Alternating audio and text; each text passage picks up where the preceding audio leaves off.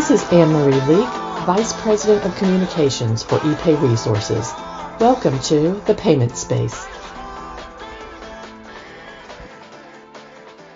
Welcome to the Payment Space.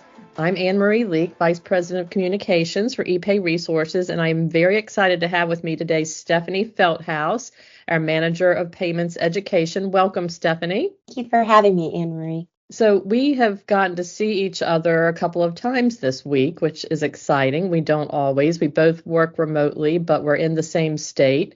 And I got to see you earlier this week at our fraud meeting that took place in Richmond, Virginia.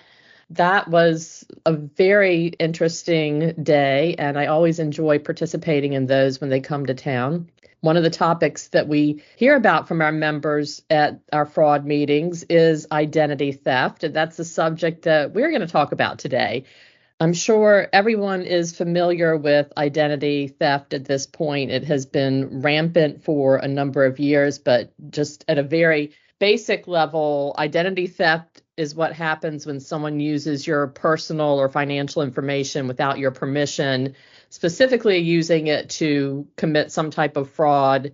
It can damage your credit status. It can cost you time. It can cost you money. Stephanie, we really appreciate your being willing to share your personal story about identity theft today. So I will start by asking you to tell us about the amazing coincidence of the timing of your encounter with identity theft. Sure, absolutely. Thank you.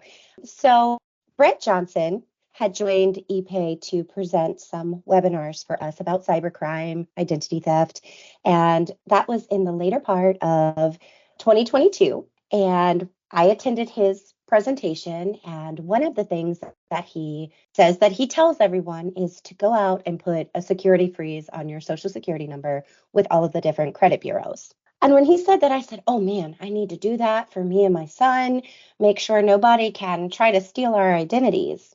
Well, of course, with the hustle and bustle of a day, completely forgot. And I attended the second presentation he did with us, which was at the beginning of 2023. And again, he said it, go and put that security freeze on your social security number, your children's, your elderly parents. And I said, I've got to remember to do that this time because I forgot last time. And lo and behold, I forgot again. And so a month goes by, or a little less than a month, and we're at ePay Connect in Florida in March this year.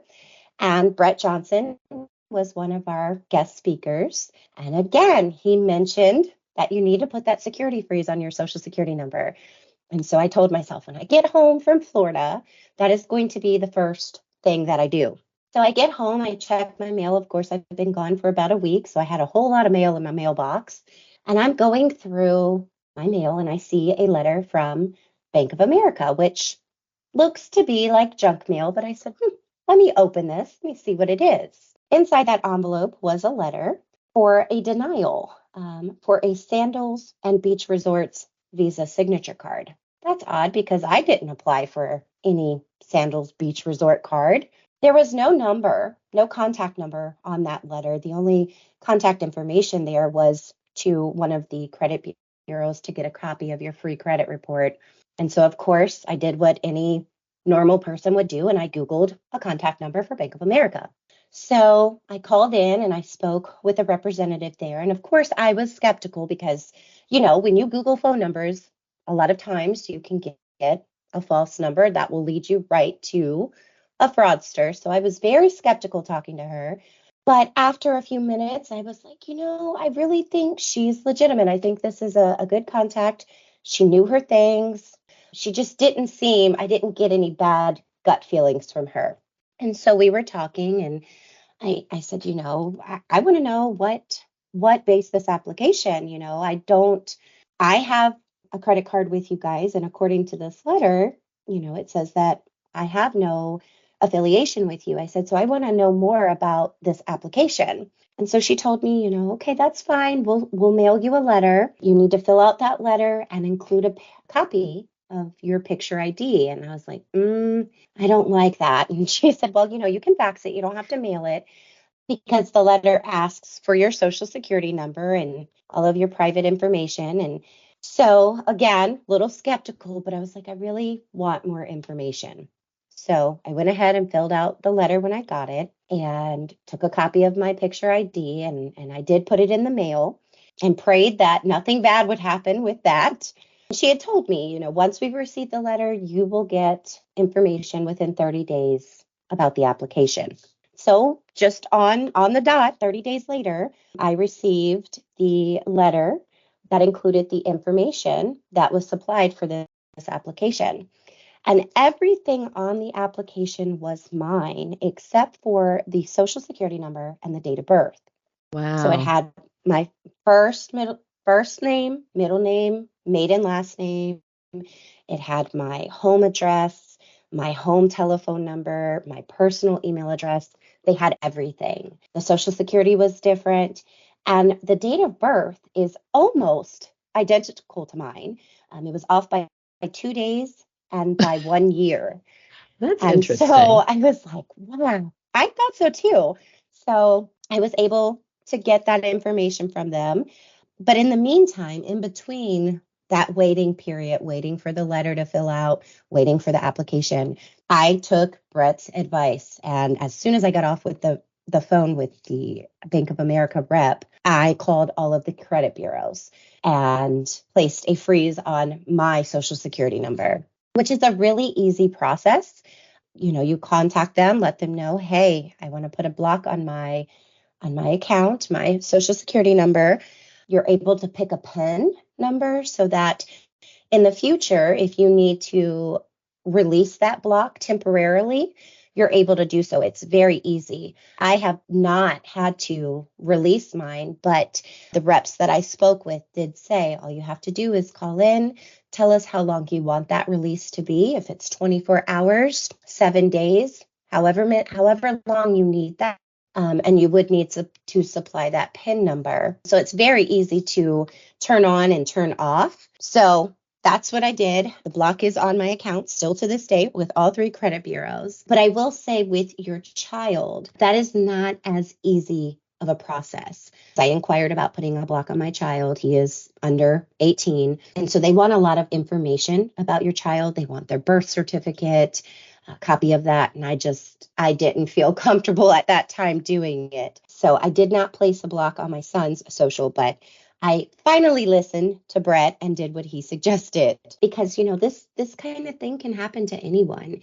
And that's what's very scary is I think our mentality is it's not going to happen to me. Nobody's going to want to steal my identity, but they do, and they absolutely will try.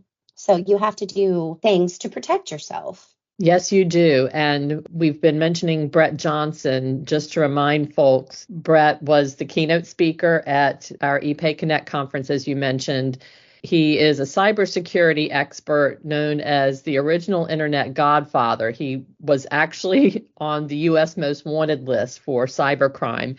Now he's a good guy helping corporate America and helping our government understand and track down cybercrime. So he knows what he's talking about. And when Brett Johnson speaks, we should be listening. So it's good advice for all of us to at least take that basic step of locking down our social security numbers with the credit bureaus. And I understand what you mean about some of the steps in protecting yourself actually feel like they're part of the fraud process because we've been told not to share personal information. Don't give people this number. Don't give people a copy of this document. And in the back of our minds the whole time, even when we have a high degree of certainty that we're speaking with a legitimate representative of our financial institution or the credit bureau, there's always something in the back of your mind that feels like this isn't right and this is going to go south on me. I agree. Definitely is scary when they're asking for that personal information, your social security,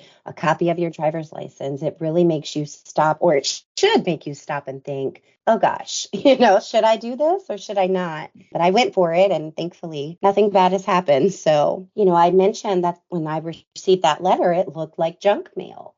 And Yes. typically those types of things I just stick in the shredder. I don't even open it because how many of us get junk mail from these credit card companies where they're making an offer you can't pass up and it's just just shred it.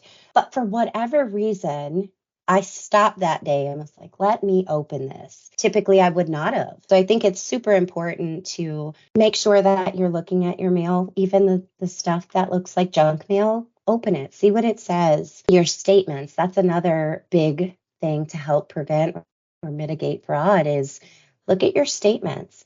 A lot of us receive our statements electronically. There are very few that still receive paper statements, but you should be monitoring all of those with your financial institutions, your credit cards. You definitely need to be watching. Absolutely. I'm not very good about monitoring my statements. And I believe I've shared with you the story of I realized last year that I had been paying for 2 fraudulent Netflix accounts that were being automatically charged to my credit card because I thought that we had 2 separate accounts, one for online access to Netflix and one for DVD access. Yes, we are one of those last few people still getting the actual DVDs from Netflix. I believe they have now stopped that service, but my husband loved that. So I told myself, well, one of these charges is our online account.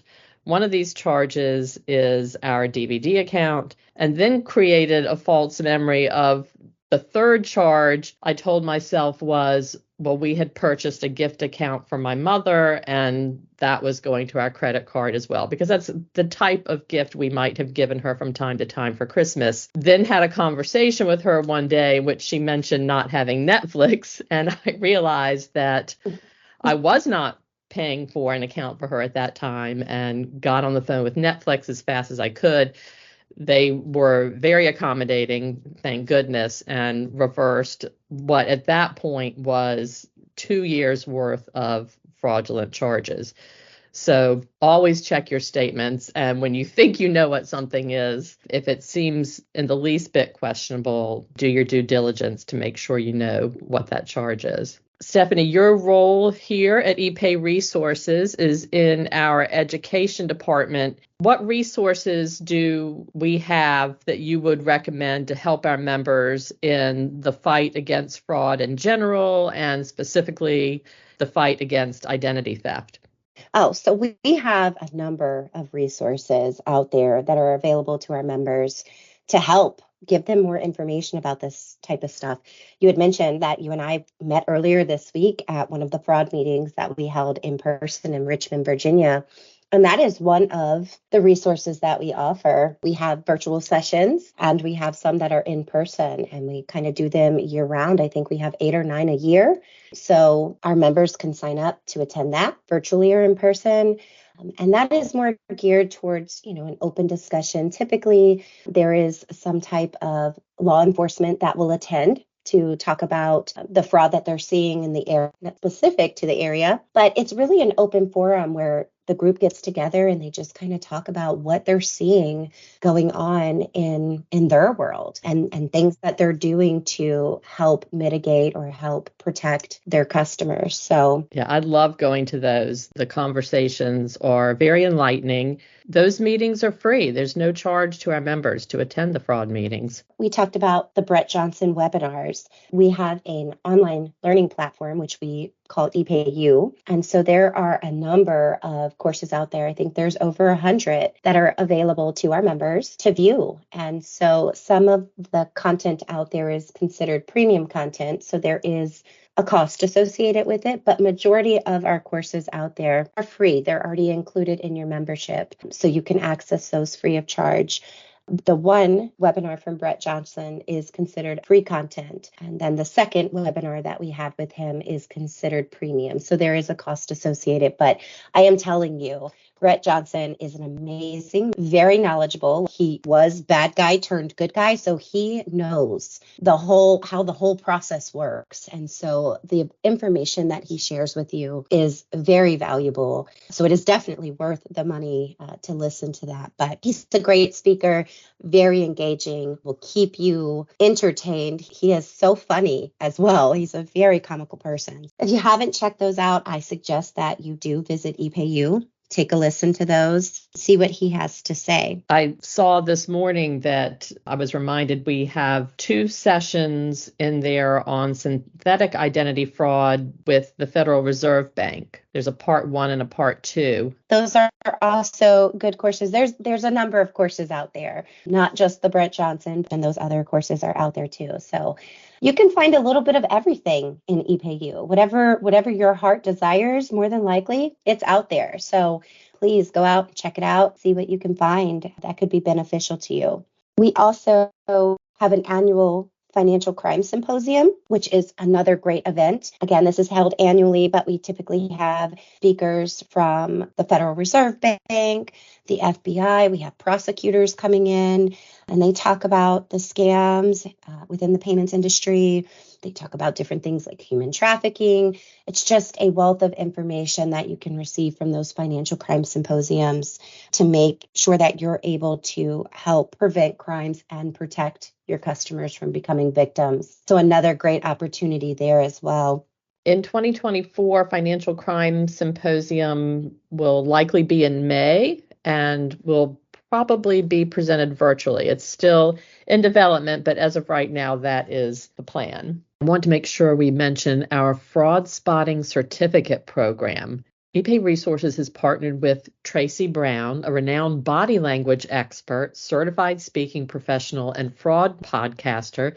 She's actually been one of our keynote speakers. This program on fraud detection is a 21-day online certificate program where you uncover Tracy's secrets to detecting lies, fraud, and identity theft that can be happening right before your eyes, just like we've been talking about today.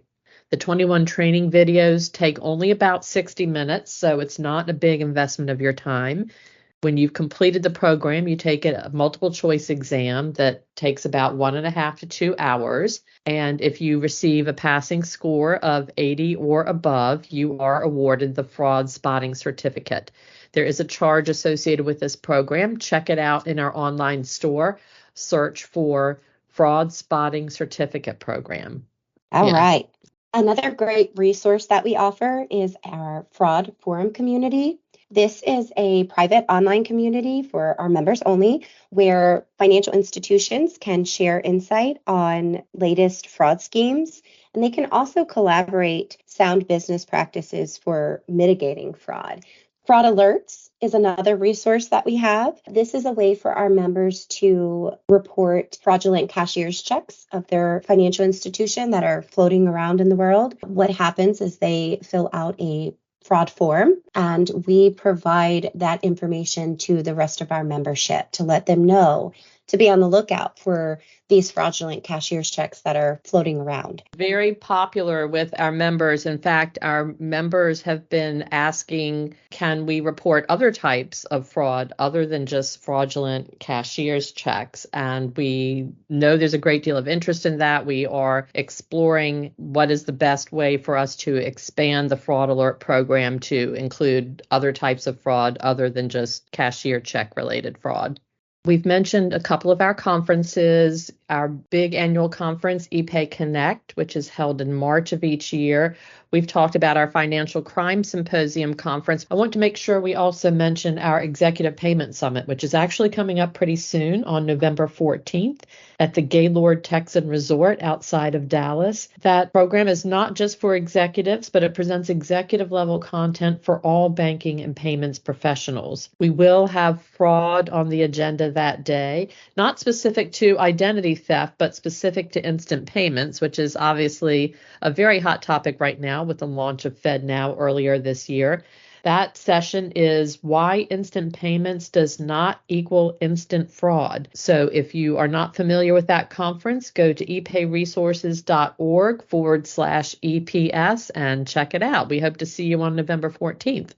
Stephanie, thank you so much for all this information you have shared today. Before we wrap up, I wanted to share 2 websites that have very important information for our members and for their customers and members.